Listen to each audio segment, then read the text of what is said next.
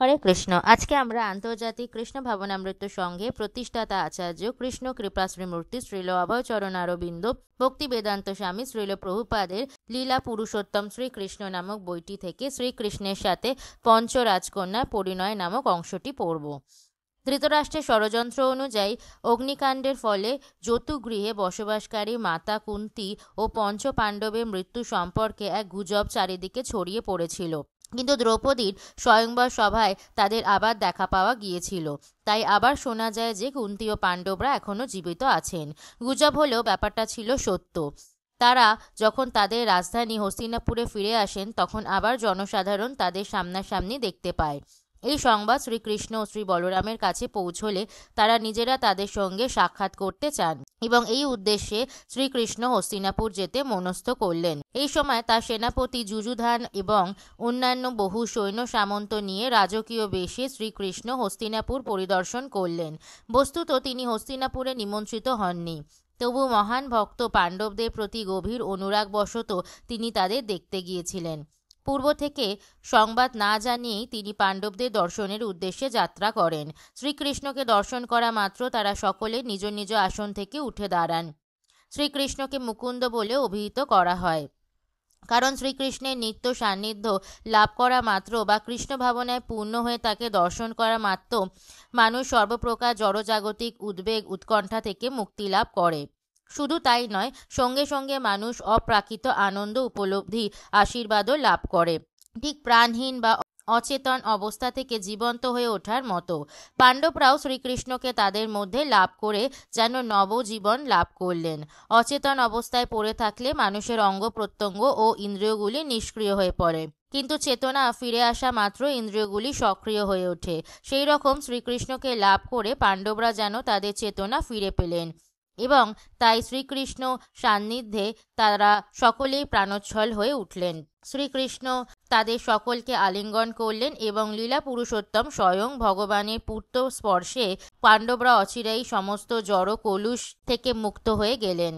তাই তারা অপ্রাকৃত আনন্দ সুখে হাস্যোজ্জ্বল হয়ে উঠলেন। শ্রীকৃষ্ণের মুখারবিন্দ দর্শন করে তারা সকলেই দিব্য সুখে নিমগ্ন হলেন।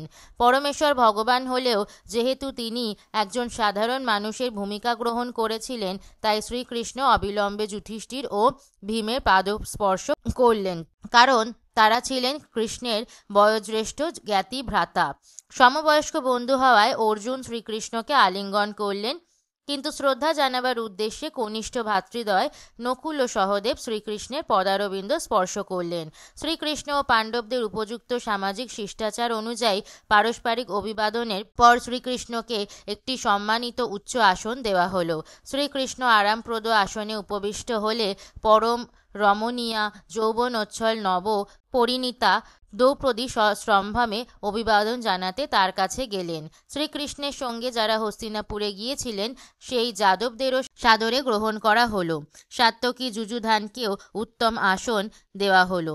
এইভাবে অবশিষ্ট সকলেই উপযুক্ত আসন লাভ করলেন। শ্রীকৃষ্ণের পাশেই পঞ্চ পাণ্ডবরাও আসন গ্রহণ করলেন। পঞ্চ পাণ্ডবদের সঙ্গে দেখা সাক্ষাতের পর তাদের মা ও শ্রীকৃষ্ণের পিতৃশশা শ্রীমতী কুন্তী দেবীর সঙ্গে শ্রীকৃষ্ণ সাক্ষাৎ করতে গেলেন। কুন্তী দেবীকে প্রণাম করবার জন্য তিনি তার পাদস্পর্শ করেন। তখন কুন্তী দেবীর চোখ অশ্রুপূর্ণ ও আর্দ্র হয়ে উঠল। তাই গভীর অনুরাগে অভিভূত হয়ে তিনি শ্রীকৃষ্ণকে আলিঙ্গন করলেন। তারপর কুন্তী দেবী শ্রীকৃষ্ণের নিকট তার পিতা বসুদেব, দেবকী ও তাদের পরিবারের অন্যান্যদের কুশল সংবাদ জানতে চাইলেন। সেই রকম শ্রীকৃষ্ণ কুন্তী দেবীর নিকট পাণ্ডবদের পরিবারের কুশল সংবাদ জানতে চাইলেন। শ্রীকৃষ্ণের সঙ্গে পারিবারিক সম্বন্ধ থাকলেও সাক্ষাৎ করা মাত্র কুন্তী দেবী বুঝতে পেরেছিলেন যে শ্রীকৃষ্ণই হচ্ছেন লীলা পুরুষোত্তম ভগবান স্বয়ং। কুন্তী দেবী অতীতে তার জীবনের চরম বিপদসংকুল দিনগুলির কথা স্মরণ করলেন। তিনি স্মরণ করলেন কিভাবে তখন শ্রীকৃষ্ণের কৃপায় পঞ্চ পাণ্ডব ও তিনি বিপদ থেকে রক্ষা পেয়েছিলেন। তিনি নিশ্চিতভাবে জানতেন যে ধৃতরাষ্ট্র ও তার পুত্রদের চক্রান্তে যতুগৃহ দাহ থেকে শ্রীকৃষ্ণ ছাড়া আর কেউই তাদের জীবন রক্ষা করতে পারত না। বাষ্পরুদ্ধ কণ্ঠে কুন্তী দেবী শ্রীকৃষ্ণকে তার জীবন কাহিনী বলতে লাগলেন। শ্রীমতী কুন্তী বললেন, হে কৃষ্ণ, আমাদের সম্পর্কে সংবাদ পাওয়ার জন্য ভাই অক্রূরকে তুমি যখন পাঠিয়েছিলে সেই দিনটির কথা এখনো আমার মনে আছে। এর অর্থ হচ্ছে তুমি স্বাভাবিকভাবেই আমাদের কথা সর্বদা মনে রাখো। যখন তুমি অক্রূরকে পাঠিয়েছিলে তখনই আমি বুঝতে পেরেছিলাম যে আমাদের বিপদের কোনো সম্ভাবনাই নেই। তুমি আমাদের কাছে অক্রূরকে পাঠানো মাত্রই আমাদের জীবনে সৌভাগ্যের সূচনা হলো। সেই সময় থেকেই আমি নিশ্চিত হয়েছিলাম যে আমরা নিরাপত্তাহীন নয়। আমাদের পরিবারবর্গ কৌরবদের দ্বারা নানাভাবে বিপন্ন হলেও আমরা দৃঢ় নিশ্চিত যে তুমি আমাদের স্মরণ করো, আমাদের সদা সর্বদা সুরক্ষার ব্যবস্থা করো। শুধু তোমার চিন্তা করেই ভক্তরা সকল জড়জাগতিক বিপর্যয় থেকে মুক্ত হয়। আর আমাদের কথা তো বলাই বাহুল্য, কারণ স্বয়ং তুমি আমাদের মনে রাখো। তাই হে প্রিয় কৃষ্ণ, আমাদের দুর্ভাগ্যের কোনো প্রশ্নই ওঠে না। তোমার কৃপা দৃষ্টির ফলে আমাদের অবস্থা সর্বদাই শুভ ও মঙ্গলময়। কিন্তু তুমি আমাদের প্রতি বিশেষ কৃপা পরবশ হওয়াতে কারো ভুল বোঝা উচিত নয় যে তুমি কারোর প্রতি পক্ষপাতিত্ব করো আর অন্যদের দিকে তেমন মন দাও না। তুমি সেই রকম বৈষম্য করো না। কেউ তোমার বিশেষ প্রিয় পাত্র নয়, আবার কেউ তোমার শত্রুও নয়। যেহেতু তুমি পরমেশ্বর ভগবান, তাই প্রত্যেকের প্রতি সমভাবাপন্ন এবং প্রত্যেককেই তোমার একান্ত আশ্রয় লাভের সুযোগ পেতে পারে। তবে বাস্তব ক্ষেত্রে যে সকল ভক্ত সর্বদাই তোমার কথা চিন্তা করে, তুমি বিশেষভাবে তাদের অনুগ্রহ করো। প্রেম রজ্জু দিয়ে ভক্তরা তোমাকে বন্ধন করে, তোমার সঙ্গে সম্বন্ধ স্থাপন করে, তাই মুহূর্তের জন্য তারা তোমাকে ভুলতে পারে না। তুমি সকলের হৃদয়েই অবস্থান করছো, কিন্তু ভক্তরা সর্বদাই তোমাকে স্মরণ করায়, সেইভাবে তুমিও তাদের সাড়া দাও। সকল সন্তানের প্রতি স্নেহপরায়ণা হলেও যে সন্তান মায়ের ওপর সম্পূর্ণ নির্ভরশীল, তার প্রতি মা বিশেষ যত্নবান হন। হে কৃষ্ণ, আমি নিশ্চিতভাবে জানি যে সকলের হৃদয়ে অবস্থান করে তুমি অনন্য ভক্তের জন্য সর্বদাই শুভ ও মঙ্গলময় পরিস্থিতি সৃষ্টি করো।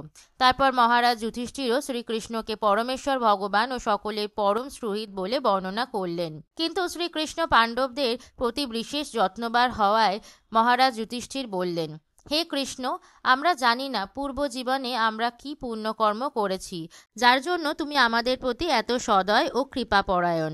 আমি জানি তোমার ক্ষণিক দর্শন লাভেচ্ছু সর্বদা ধ্যানমগ্ন যোগীরা তোমার ব্যক্তিগত অনুকম্পা বা সেই কৃপা প্রাপ্তিকে দুর্লভ মনে করেন। আমি বুঝতে পারি না কেন তুমি আমাদের প্রতি এত করুণাময়। আমরা যোগী নই, বরং আমরা জড় মলিনতায় আসক্ত। আমরা গৃহস্থ, রাজনীতি ও বিষয় কর্মে সর্বদা নিযুক্ত। আমি জানি না তুমি কেন আমাদের প্রতি এত কৃপাপরায়ণ। মহারাজ যুধিষ্ঠিরের অনুরোধে বর্ষা ঋতু 4 মাস শ্রীকৃষ্ণ হস্তিনাপুরে অবস্থান করতে রাজি হলেন। বর্ষাকালে 4 মাসকে চাতুর্মাস বলে। এই সময়ে সাধারণত পরিব্রাজক সন্ন্যাসী ও ব্রাহ্মণরা কোনো স্থানে পরিভ্রমণ করেন না, কঠোরভাবে বিধিসম্মত জীবনযাপন করেন। শ্রীকৃষ্ণ সকল শাস্ত্রীয় বিধির ঊর্ধ্বে হলেও পাণ্ডবদের প্রতি বিশেষ অনুরাগবশত হস্তিনাপুরে অবস্থান করতে সম্মত হন। শ্রীকৃষ্ণ হস্তিনাপুরে অবস্থান করায় নগরবাসীরা তাকে প্রায়ই দর্শন করার সুযোগ পেয়েছিল এবং স্বয়ং ভগবান শ্রীকৃষ্ণের শুধু প্রত্যক্ষ দর্শন লাভ করেই তারা দিব্য আনন্দে নিমগ্ন হয়েছিল। পাণ্ডবদের সঙ্গে দিন যাপন করার সময় একদিন তিনি এবং অর্জুন মৃগয়ার উদ্দেশ্যে বনে যেতে প্রস্তুত হলেন। তারা দুজনেই রথে আরোহণ করলেন। রথটিতে হনুমানের প্রতিকৃতি সমন্বিত পতাকা উড়ছিল। অর্জুনের জন্য বিশেষ রথটি সর্বদাই হনুমানের চিত্রাঙ্কিত থাকত, তাই তার নাম ছিল কপিধ্বজ। এইভাবে অর্জুন তার ধনুক ও অব্যর্থ বাণ নিয়ে বনে গেলেন। শত্রু নিধন করার শিক্ষা অনুশীলন করতে হবে বলে তিনি শারীরিক নিরাপত্তার জন্য উপযুক্ত পোশাকে সজ্জিত হলেন। বনের যেখানে বিশেষভাবে বাঘ, হরিণ ও অন্যান্য নানা ধরনের পশুরা থাকে, তিনি বিশেষভাবে সেই অঞ্চলে প্রবেশ করলেন। অবশ্য শ্রীকৃষ্ণ পশুবধের উদ্দেশ্যে অর্জুনের সঙ্গে যাননি, কারণ তাকে কিছুই অনুশীলন করতে হয় না, তিনি স্বয়ং সম্পূর্ণ। অর্জুনের অনুশীলন ক্রিয়া দেখবার উদ্দেশ্যেই তিনি তার সঙ্গে গেলেন, কারণ ভবিষ্যতে তাকে বহু শত্রু নিধন করতে হবে। বনে প্রবেশ করে তীরবিদ্ধ করে অর্জুন বহু বাঘ, ভাল্লুক, বন্য মহিষ, গবয়, গন্ডার, হরিণ, খরগোশ, সজারু আদি পশু বধ করলেন। যজ্ঞে উৎসর্গে উপযুক্ত কিছু মৃত পশুকে পরিচারকেরা বহন করে মহারাজ যুধিষ্ঠিরের কাছে নিয়ে গেল। শুধু বনের উপদ্রবের অবসান ঘটাতেই বাঘ, গন্ডারাদি অন্যান্য হিংস্র পশুদের বধ করা হয়েছিল। যেহেতু বনে বহু সাধু সন্ত বসবাস করেন, তাই সেখানেও জীবনযাপনের উদ্দেশ্যে শান্তিময় পরিবেশ সৃষ্টি করা ক্ষত্রিয় রাজাদের কর্তব্য। মৃগয়া অবসন্ন ও তৃষ্ণার্ত হয়ে পড়ায় অর্জুন শ্রীকৃষ্ণকে সঙ্গে নিয়ে যমুনা তীরে যান। শ্রীকৃষ্ণ এবং অর্জুন উভয়ে যমুনা তীরে পৌঁছে তাদের হাত পা ধুয়ে নির্মল যমুনার জল পান করলেন। তারপর শ্রীকৃষ্ণ এবং অর্জুন যখন বিশ্রাম করছিলেন তখন যমুনার তীর দিয়ে এক সুন্দরী বিবাহযোগ্যা তরুণীকে তারা দেখতে পেলেন। শ্রীকৃষ্ণ তার বন্ধু অর্জুনকে এগিয়ে গিয়ে ওই তরুণীর পরিচয় জিজ্ঞাসা করতে বললেন। শ্রীকৃষ্ণের আদেশে অর্জুন তৎক্ষণাৎ সেই অতীব সুন্দরীর কাছে গিয়ে উপস্থিত হলেন। তরুণীটি ছিল সুতন্বী এবং সুন্দর উজ্জ্বল দন্তরুচি সম্পন্ন মৃদু হাস্যময়ী। অর্জুন বললেন, হে বালিকা, তুমি কি সুন্দরী, উন্নত পয়োধরা, তুমি কে জানতে পারি কি? আমরা তোমাকে এখানে একাকী ঘোরাফেরা করতে দেখে বিস্মিত হয়েছি। তোমার এখানে আসার উদ্দেশ্য কি? তুমি উপযুক্ত পতির সন্ধান করছো বলেই আমাদের একমাত্র অনুমান। যদি কিছু মনে না করো তাহলে তোমার উদ্দেশ্য আমাদের কাছে ব্যক্ত করতে পারো। আমি তোমাকে সন্তুষ্ট করবার চেষ্টা করব। সুন্দরী তরুণীটি ছিলেন মূর্তিমতী নদী যমুনা দেবী। তিনি উত্তর দিলেন, মহাশয়, আমি সূর্যদেবের কন্যা। আমি ভগবান বিষ্ণুকে পতিরূপে লাভের উদ্দেশ্যে এখন কৃচ্ছ সাধন ও কঠোর তপশ্চর্যা করছি। আমি মনে করি তিনি হচ্ছেন পরম পুরুষ, তিনিই আমার পতি হওয়ার উপযুক্ত ব্যক্তি। আপনি জানতে চেয়েছিলেন, এই জন্য আপনাকে আমার অভিলাষ ব্যক্ত করলাম। তরুণীটি আরও বলতে লাগলেন, হে মহোদয়, আমি জানি আপনি হচ্ছেন বীর অর্জুন, তাই আপনাকে আমি আরও বলছি যে ভগবান বিষ্ণু ছাড়া আর কাউকেই আমি পতিত্বে বরণ করব না, কারণ তিনি সকল জীবের একমাত্র রক্ষক। তিনি মায়াবদ্ধ জীবকুলের একমাত্র মুক্তিদাতা। ভগবান বিষ্ণু যাতে আমার প্রতি তুষ্ট হন, এই জন্য আপনি তার কাছে প্রার্থনা করলে আমি আপনার কাছে বাধিত হব। অর্জুন যে শ্রীকৃষ্ণের এক পরম বন্ধু এবং শ্রীকৃষ্ণ কখনো তার অনুরোধ প্রত্যাখ্যান করবেন না তা যমুনা দেবী ভালো ভেবেই জানতেন। সোজাসুজি শ্রীকৃষ্ণের চরণে আশ্রয় গ্রহণ করলে কখনো কখনো তা নিষ্ফল হতে পারে, কিন্তু ভক্তের মাধ্যমে শ্রীকৃষ্ণের চরণ কমলে আশ্রয় গ্রহণ করলে সাফল্য নিশ্চিত। তিনি অর্জুনকে আরও বললেন, আমার নাম কালিন্দী, আর আমি যমুনার জলে বসবাস করি। আমার পিতা কৃপা করে আমার বসবাসের জন্য যমুনার জলের মধ্যে একটি বিশেষ গৃহ নির্মাণ করে দিয়েছেন, এবং যতদিন আমি শ্রীকৃষ্ণের সন্ধান না পাই ততদিন আমি যমুনার জলে বসবাসের শপথ গ্রহণ করেছি। সকলের অন্তর্যামী পরমাত্মা রূপে সর্বজ্ঞ হলেও সুন্দরী কালিন্দীর বার্তা অর্জুন যথাযথভাবে শ্রীকৃষ্ণের কাছে নিয়ে গিয়েছিলেন।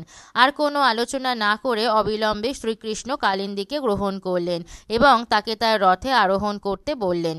তারপর সকলেই মহারাজ যুধিষ্ঠিরের কাছে উপস্থিত হলেন। তারপর স্বর্গলোকের মুখ্য স্থপতি বিশ্বকর্মার পরিকল্পনায় একটি উপযুক্ত প্রাসাদ নির্মাণে সাহায্য করতে মহারাজ যুধিষ্ঠির শ্রীকৃষ্ণকে অনুরোধ করলেন। শ্রীকৃষ্ণ অচিরেই বিশ্বকর্মাকে আহ্বান করলেন ও তাকে নিয়ে মহারাজ যুধিষ্ঠিরের মনের মতো এক আশ্চর্য শহর নির্মাণ করলেন।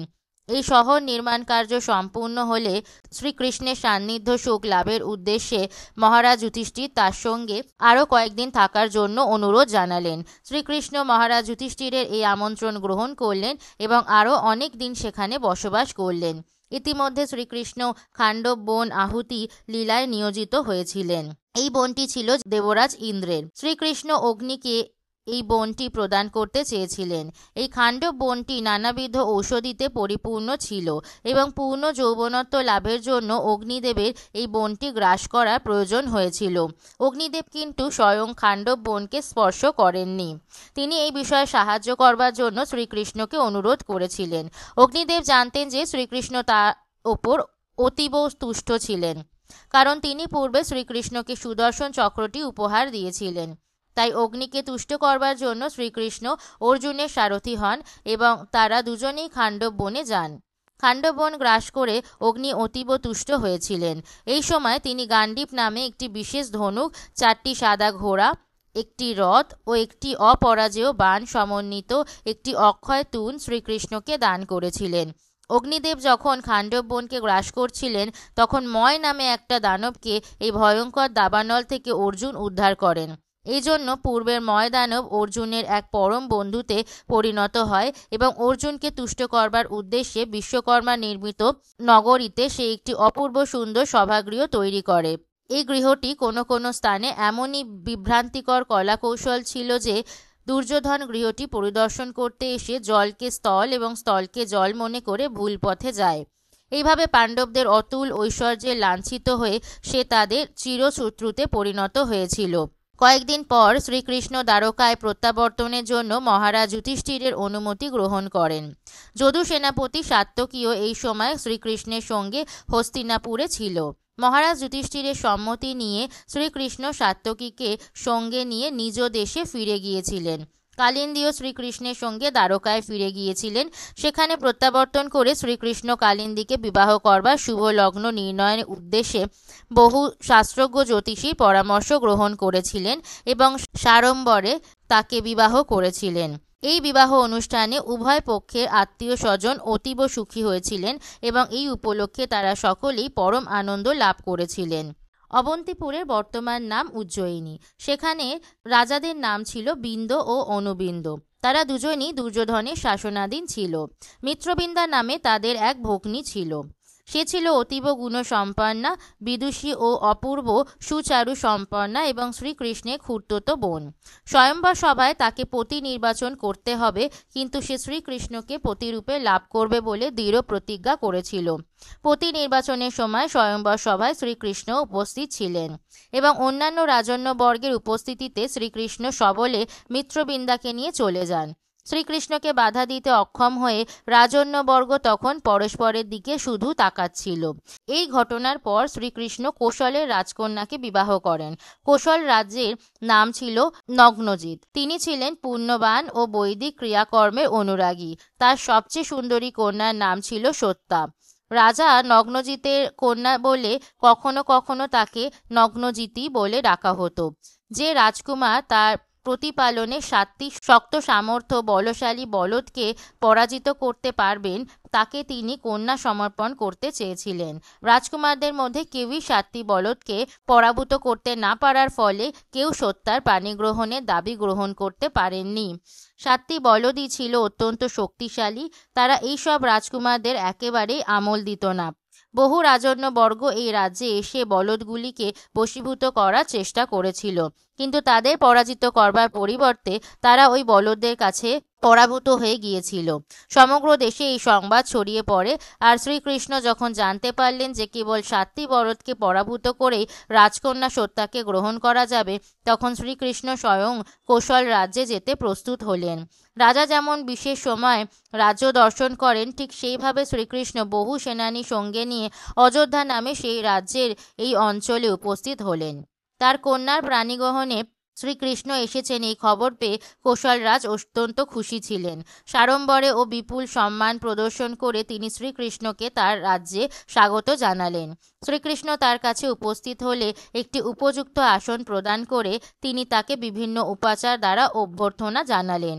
সবকিছুই কমনীয় ও সুচারু সম্পন্ন মনে হচ্ছিল।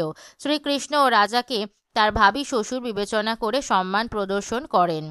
নগ্নজিৎ তনয়া সত্যা যখন জানতে পারল যে লক্ষ্মীপতি স্বয়ং শ্রীকৃষ্ণ কৃপা করে তার পানি গ্রহণ করতে এসেছেন, তখন সে অত্যন্ত খুশি হল। দীর্ঘকাল ধরে শ্রীকৃষ্ণকে স্বামীরূপে পাবার জন্য সে ইচ্ছা করে আসছিল এবং এই উদ্দেশ্যে সে কৃচ্ছ সাধন করছিল। তারপর সে ভাবতে লাগলো, আমার সাধ্য অনুযায়ী আমি যদি কোনো পুণ্যকর্ম করে থাকি আর যদি ঐকান্তিকভাবেই সবসময় শ্রীকৃষ্ণকে স্বামীরূপে লাভ করবার ইচ্ছা করে থাকি, তাহলে শ্রীকৃষ্ণ তুষ্ট হয়ে আমার সেই বাঞ্ছা পূর্ণ করুন। আমি জানি না কিভাবে পরমেশ্বর ভগবানকে আমি তুষ্ট করতে পারবো। তিনি সর্বময় প্রভু ও সর্বলোকপতি।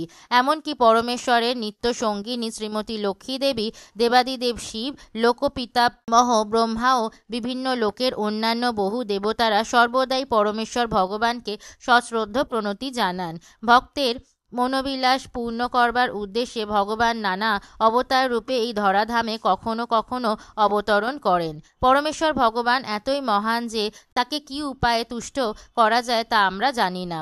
এই রকম ভাবতে ভাবতে মনে মনে সে শ্রীকৃষ্ণের কাছে প্রার্থনা করতে শুরু করলো। সে ভাবলো, একমাত্র ভক্তের প্রতি অহৈতুকী করুণাবশতই পরমেশ্বর ভগবান তুষ্ট হন, তাছাড়া তাকে সন্তুষ্ট করবার অন্য কোনো উপায় নেই। এভাবে শ্রী চৈতন্য মহাপ্রভু পরমেশ্বর ভগবানের উদ্দেশ্যে শিষ্টাষ্টকমে প্রার্থনা করেছেন।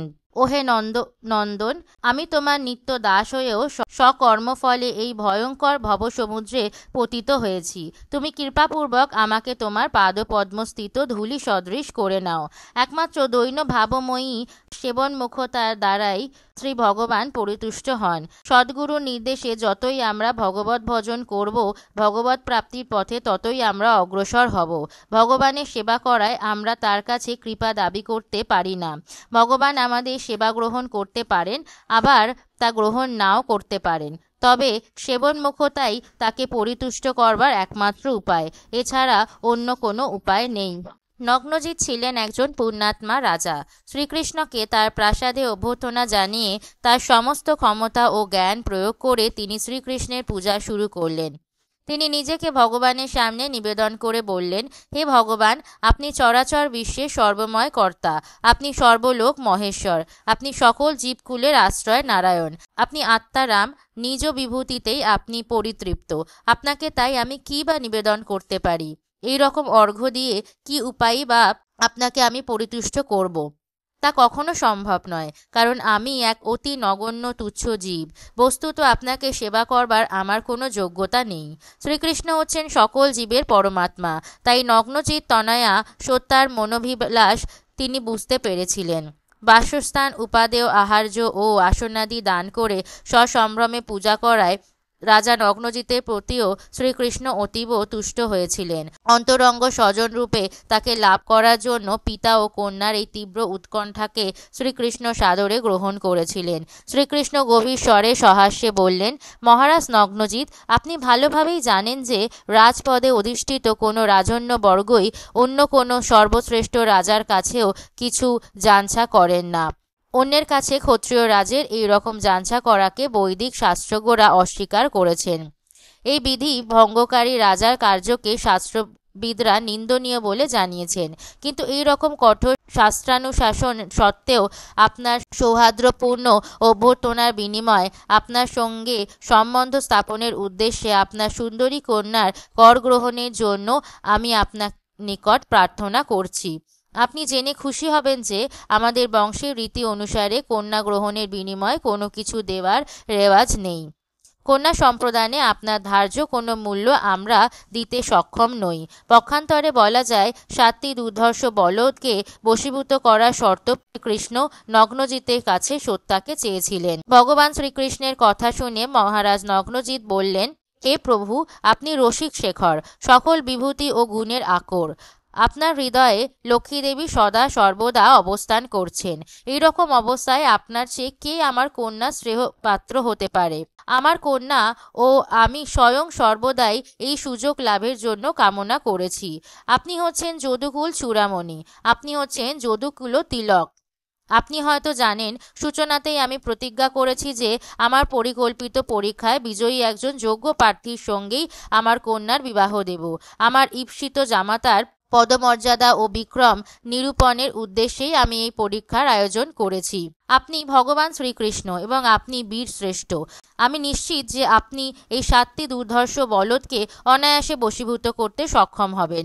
এই পর্যন্ত কোনো রাজকুমারী তাদের বশীভূত করতে পারেনি। যারাই এদের বশীভূত করতে চেষ্টা করেছিল তাদের সকলেরই অঙ্গহানি হয়েছিল। মহারাজ নগ্নজিৎ আরও অনুরোধ জানিয়ে বললেন, হে শ্রীকৃষ্ণ, আপনি যদি 7টি বলদকে রজ্জুবদ্ধ করে বশীভূত করতে পারেন, তাহলে আপনি নিশ্চয়ই আমার কন্যা সত্যার অভীষ্ট রূপে নির্বাচিত হবেন। মহারাজ নগ্নজিতের এই কথা শুনে শ্রীকৃষ্ণ বুঝতে পারলেন যে রাজা তার প্রতিজ্ঞা ভঙ্গ করতে ইচ্ছুক নয়। তখন তিনি তার ইচ্ছা পূরণ করবার উদ্দেশ্যে তার কোমরবন্ধনীকে দৃঢ়বদ্ধ করে ওই বলদগুলির সঙ্গে যুদ্ধের জন্য প্রস্তুত হলেন। অবিলম্বে ভগবান স্বয়ং 7টি অংশে বিভক্ত হলেন। এইভাবে 7টি শ্রীকৃষ্ণ রূপে প্রকাশিত হয়ে তারা প্রত্যেকে এক একটি বৃষকে ধরে নাকে দড়ি পরিয়ে দিল এবং খেলার ছলে অতি সহজেই সেগুলিকে বশ করে আনলেন। শ্রীকৃষ্ণ নিজেকে 7 ভাগে বিভক্ত করে 7টি কৃষ্ণরূপে প্রকাশিত হওয়া খুবই তাৎপর্যপূর্ণ। নগ্নজিৎ কন্যা সত্যা জানতেন যে শ্রীকৃষ্ণের আরও অনেক রানী রয়েছে, তবু তিনি শ্রীকৃষ্ণের প্রতি অনুরক্তা ছিলেন। সত্যাকে অনুপ্রাণিত করার জন্য ভগবান শ্রীকৃষ্ণ অচিরেই নিজেকে 7 ভাগে বিভক্ত করে 7 জন শ্রীকৃষ্ণ রূপে প্রকাশিত হলেন। এর ভাগবত অর্থ হচ্ছে শ্রীকৃষ্ণ একজন হলেও তার অনন্ত অংশ প্রকাশ রয়েছে, তার বহু শত সহস্র রানী রয়েছে। কিন্তু তার অর্থ এই নয় যে তিনি যখন এক রানীর সঙ্গে রয়েছেন তখন অন্যান্য রানীরা তার সান্নিধ্যে নেই। শ্রীকৃষ্ণ তার অংশ প্রকাশের মাধ্যমে প্রতিটি পত্নীর সঙ্গেই রয়েছেন। শ্রীকৃষ্ণ যখন দুর্দান্ত বৃষগুলির নাকে দড়ি দিয়ে তাদের বশীভূত করছিলেন তখন তাদের বল দর্পচূর্ণ হলো। এইভাবে এই বলদগুলির খ্যাতিও বিনষ্ট হলো। বালক যেমন তার কাঠের পুতুল বলদকে আকর্ষণ করে, শ্রীকৃষ্ণ সেইভাবে রজ্জুবদ্ধ বলদগুলিকে সবলে আকর্ষণ করলেন। শ্রীকৃষ্ণের এইরকম বীরত্ব ও কৌশল দর্শন করে অত্যন্ত বিস্ময়াবিষ্ট নগ্নজিৎ সানন্দে কন্যা সত্যাকে এনে শ্রীকৃষ্ণকে সমর্পণ করলেন। তখন শ্রীকৃষ্ণ অবিলম্বে সত্যাকে নিজ পত্নী রূপে গ্রহণ করলেন। সাড়ম্বরে এক বিবাহ মহোৎসব উদযাপিত হল। কন্যা সত্য শ্রীকৃষ্ণকে পতিরূপে লাভ করায় নগ্নজিতের রানীরাও অত্যন্ত খুশি হলেন। রাজা ও রানীরা সকলেই খুশি হওয়াতে এই শুভ বিবাহে সারা রাজ্যে শঙ্খ, ভেরি ও আনকাদি বাদ্য গীতের মাধ্যমে উৎসব অনুষ্ঠিত হল। শাস্ত্রজ্ঞ ব্রাহ্মণরা নবদম্পতিকে আশীর্বাদ করতে লাগলেন। আনন্দে উৎফুল্ল নগরবাসীরা সকলেই নানা প্রকার রঙিন বস্ত্রালঙ্কারে ভূষিত হয়ে উৎসবে মেতে উঠলেন। আনন্দের উল্লাসে মহারাজ নগ্নজিৎ ও কন্যা এবং জামাতা শ্রীকৃষ্ণকে বহুল ও বিবিধ প্রকারে যৌতুক ও উপঢৌকন দিতে লাগলেন। প্রথমেই মহারাজ নগ্নজিৎ কন্যা ও জামাতাকে 10,000 গাভী ও আকণ্ঠ বস্ত্রালঙ্কারে ভূষিত 3,000 দাসী দিলেন। বিশেষত ক্ষত্রিয় রাজাদের মধ্যে বিবাহ উৎসবের এই যৌতুক প্রথা ভারতবর্ষে এখনও চালু আছে। একজন ক্ষত্রিয় রাজকুমারের বিবাহে কনের সমবয়স্কা অন্তত 12 জন দাসীকে যৌতুক রূপে দান করা হয়। গাভী ও দাসী দান করার পর মহারাজ নগ্নজিৎ 9,000 হাতি এবং তার 100 গুণ অর্থাৎ 9 লক্ষ রথ দান করে তাদের যৌতুকে সুশোভিত করেন। তারপর মহারাজ রথের 100 গুণ অর্থাৎ 90 লক্ষ ঘোড়া, আবার ঘোড়ারও 100 গুণ কৃতদাসী দান করেন। নিজ পরিবারের সন্তানের মতো রাজন্যবর্গ এইসব দাসদাসীদের প্রতিপালন করতেন। রথে উপবিষ্ট নব দম্পতিকে এইসব যৌতুক ও উপঢৌকন দান করে এক সুসজ্জিত সেনাবাহিনী সতর্ক পাহারায় কৌশলরাজ নগ্নজিৎ তাদের শুভ বিবাহে দিলেন। যখন তারা তাদের নবজীবন যাপনের দিকে দ্রুত ছুটে চললেন তখন রাজার হৃদয় তাদের প্রতি স্নেহে আর্দ্র হয়ে উঠল। সত্যাকে লাভ করার জন্য আগে যদু ও অন্য বংশে বহু রাজন্যবর্গ নগ্নজিতের দুর্দান্ত বৃষদের বশীভূত করবার উদ্দেশ্যে প্রতিদ্বন্দ্বিতায় অবতীর্ণ হয়েছিল। শ্রীকৃষ্ণ বিষগুলিকে বশীভূত করে সত্যাকে লাভ করেছেন শুনে প্রতিদ্বন্দ্বিতায় ব্যর্থ রাজকুমাররা স্বাভাবিকই শ্রীকৃষ্ণের প্রতি ঈর্ষাপরায়ণ হয়ে ওঠে। দ্বারকাপুরী যাওয়ার পথে শ্রীকৃষ্ণ ও সত্যাকে চতুর্দিক থেকে পরিবেষ্টন করে ওই রাজন্যবর্গ নবদম্পতি সঙ্গী সাথীদের উপর প্রবলভাবে তীর নিক্ষেপ করতে থাকে। তখন শ্রীকৃষ্ণের প্রিয়তম সখা অর্জুন শ্রীকৃষ্ণকে তুষ্ট করার জন্য এই যুদ্ধের আহ্বানে সাড়া দেন। অর্জুন তাদের সঙ্গে যুদ্ধে অংশগ্রহণ করে অতি সহজেই শ্রীকৃষ্ণের শত্রুদের বিতাড়িত করেন। সিংহ যেমন অন্যান্য ক্ষুদ্র পশুদের বিতাড়িত করে, অর্জুনও তার গান্ডীব, ধনুক, বাণ গ্রহণ করে ঠিক সেইভাবেই অচিরেই সকল রাজন্যবর্গকে বিতাড়িত করলেন। কোনো রাজকুমারকে বধ না করেই অর্জুন এই কার্য সাধন করলেন। এরপর বিপুল যৌতুক, উপঢৌকন ও নববধূসহ যদুপতি ভগবান শ্রীকৃষ্ণ সাড়ম্বরে দ্বারকাপুরী প্রবেশ করলেন। পত্নী সত্যাকে নিয়ে শ্রীকৃষ্ণ পরম সুখে সেখানে বসবাস করতে লাগলেন। কেকয় প্রদেশে সুতকৃতি নামে শ্রীকৃষ্ণের এক পিতৃশশা ছিলেন। ভদ্রা নামে সুতকৃতির এক কন্যা ছিল। ভদ্রাও শ্রীকৃষ্ণকে বিবাহ করতে ইচ্ছা করেন। সুতকৃতি বিনা শর্তেই ভদ্রাকে শ্রীকৃষ্ণের হাতে সমর্পণ করেন। শ্রীকৃষ্ণ ভদ্রাকে নিজ পত্নী রূপে গ্রহণ করেন। তারপর শ্রীকৃষ্ণ মদ্রসের রাজকন্যা লক্ষণাকে বিবাহ করেন। গরু যেমন অসুরকুল থেকে অমৃত পাত্র ছিনিয়ে নিয়েছিল, ঠিক সেইভাবেই শ্রীকৃষ্ণ সর্বসুলক্ষণ সম্পন্না সেই রাজকন্যাকে প্রতিদ্বন্দ্বীদের কাছ থেকে বল প্রয়োগ করে লাভ করেছিলেন। স্বয়ংবর সভায় বহু রাজন্যবর্গের উপস্থিতিতেই শ্রীকৃষ্ণ লক্ষণাকে জয় করে নিয়ে যান। স্বয়ংবর হচ্ছে একটি আনুষ্ঠানিক উৎসব যেখানে বহু রাজকুমারের সমাবেশে কন্যা স্বয়ং তার পতিকে এই স্বয়ংবর সভায় নির্বাচন করেন। এই অধ্যায়ে শ্রীকৃষ্ণ ও 5 জন রাজকন্যার বিবাহের বিবরণী এই কাহিনী শেষ নয়। এই 5 জন ছাড়াও শ্রীকৃষ্ণের অন্যান্য বহু পত্নী ছিল। ভৌমাসুরকে বধ করে শ্রীকৃষ্ণ তার প্রাসাদে বন্দী হাজার হাজার রাজকন্যাকে মুক্ত করেন ও পরে তাদের বিবাহ করে পত্নী রূপে গ্রহণ করেন। ইতি লীলা পুরুষোত্তম শ্রীকৃষ্ণ গ্রন্থের শ্রীকৃষ্ণের সাথে পঞ্চ রাজকন্যার পরিণয় নামক অধ্যায়ের ভক্তি বেদান্ত তাৎপর্য সমাপ্ত হলো। জয় জয় শ্রীলা প্রভুপাদ কি জয়। গল্পটি ভালো লাগলে অন্যদের সাথে শেয়ার করবেন, চ্যানেলটি অবশ্যই সাবস্ক্রাইব করবেন নোটিফিকেশন পাওয়ার জন্য, আর কমেন্টে লিখবেন হরে কৃষ্ণ। ধন্যবাদ।